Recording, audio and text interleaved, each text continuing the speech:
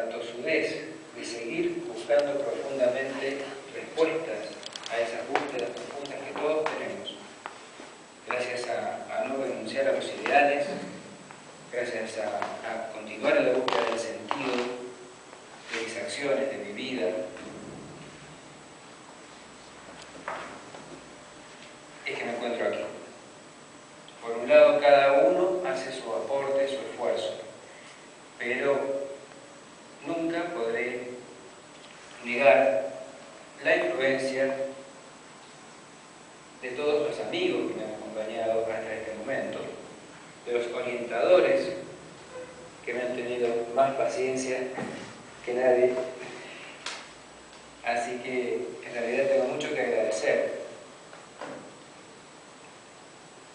a mis amigos, a mis orientadores, a mis padres que también me han tenido paciencia y me han ayudado siempre y están aquí presentes,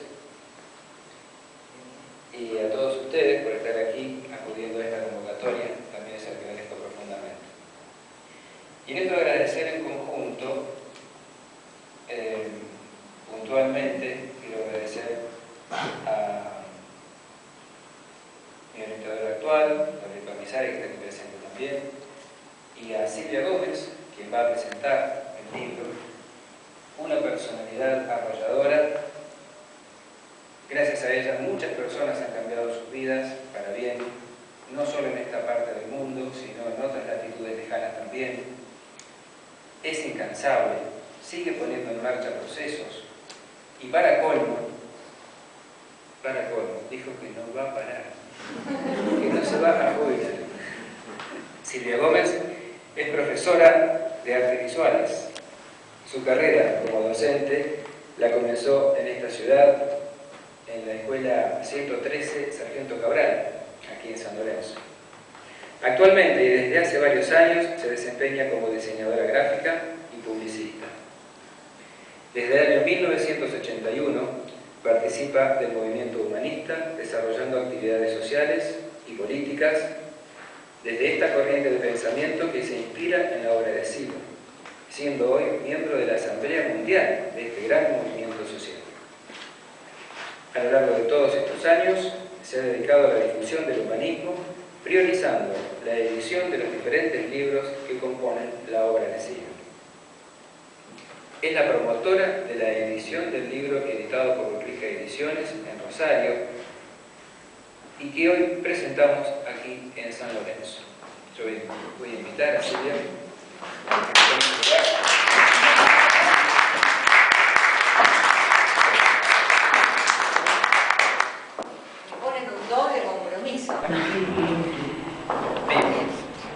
Aquí hay alegría, amor al cuerpo, a la naturaleza, a la humanidad y al espíritu. Aquí se reniega de los sacrificios, del sentimiento de culpa y de las amenazas de ultratumba. Aquí no se opone lo terreno a lo eterno. Aquí se habla de la revelación interior a la que llega todo aquel que cuidadosamente medita en humilde búsqueda. Como verán, en este primer capítulo ya está marcado el objetivo del libro, ¿no? Convertir, este tema de convertir el sinsentido de la vida en sentido y plenitud. Y además está explicado cómo se llega a esa revelación del sentido, que es en base a una cuidadosa meditación. Ahora tengo que confesar que si este primer capítulo me despertó interés, en realidad fue en el segundo capítulo y específicamente en un párrafo el que me convenció y me atrapó por completo, y es el que dice así: es la disposición para comprender. Sé cómo te sientes porque a tu estado puedo experimentarlo, pero tú no sabes cómo se experimenta lo que digo. Por consiguiente, si te hablo con desinterés de aquello que hace feliz y libre al ser humano, vale la pena que intentes comprender. Y este párrafo significó para mí una reflexión profunda, porque también estaba formada con ese tema de discutir, uno lee, discute, si está de acuerdo, no está de acuerdo, si piensa, no piensa. Entonces busqué esa actitud de no discusión y de escuchar y de creer en ese desinterés, en esta propuesta, que no tenía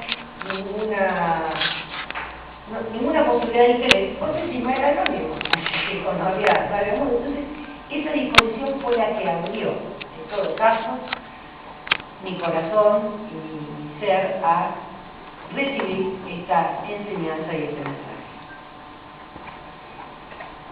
Fue a partir de aquel momento que intentaba avanzar en la experiencia y comprensión, sobre todo, como les decía, que es lo que hace feliz y libre al ser humano.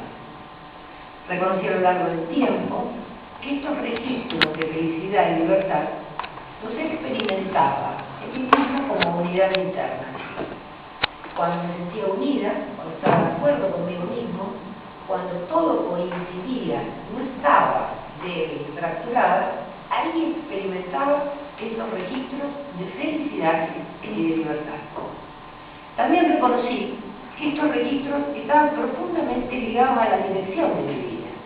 Es decir, que no era lo mismo sentir una cosa que la otra, si me proponía determinados objetivos u otros.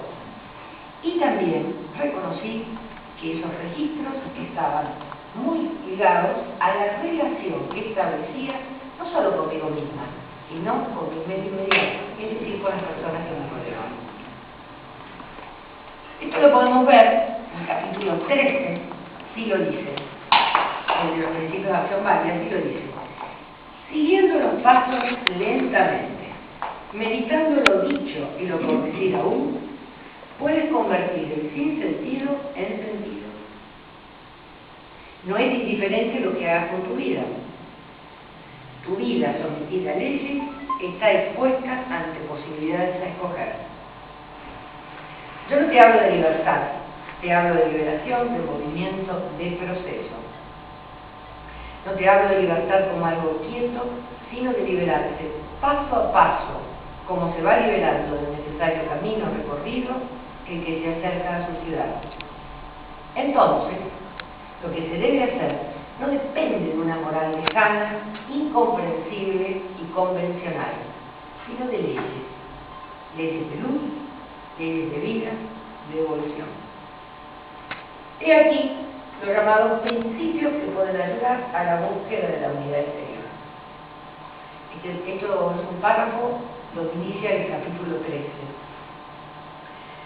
Por eso para mí ha sido fundamental la experiencia a lo largo de todos estos años de intentar actuar de acuerdo a los principios de acción válida, avanzando en ese registro de unidad interna, siempre como dirección para superar el sufrimiento en mí y en otros.